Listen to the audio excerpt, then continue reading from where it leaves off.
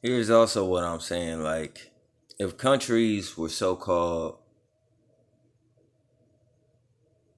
people, right?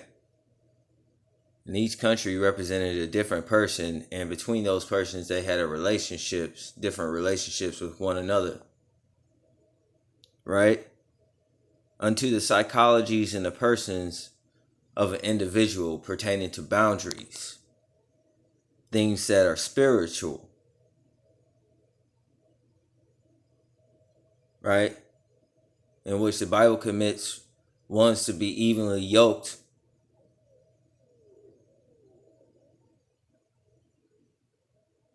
If the borders of this country, God's country, is open to all other individuals and their gods and their ways, then this would be a tree with mixture.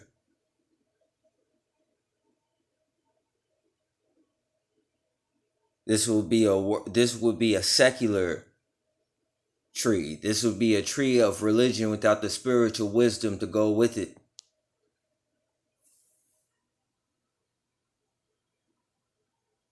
At what statistic do we understand the depth of one's mind to know where their loyalties lie, whether it lies with the God of this country or the God of this world or any of those gods?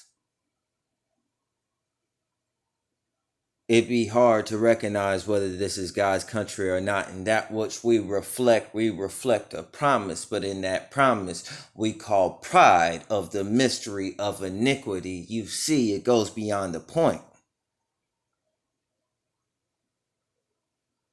That God hates pride of all things, and pride has nothing to do with the cause.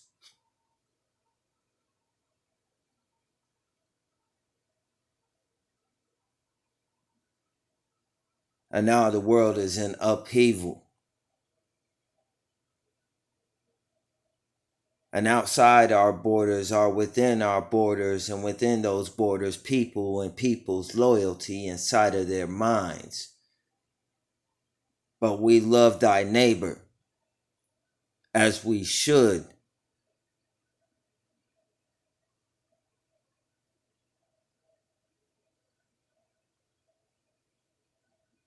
But it makes our claim of this being God's country quite interesting, doesn't it?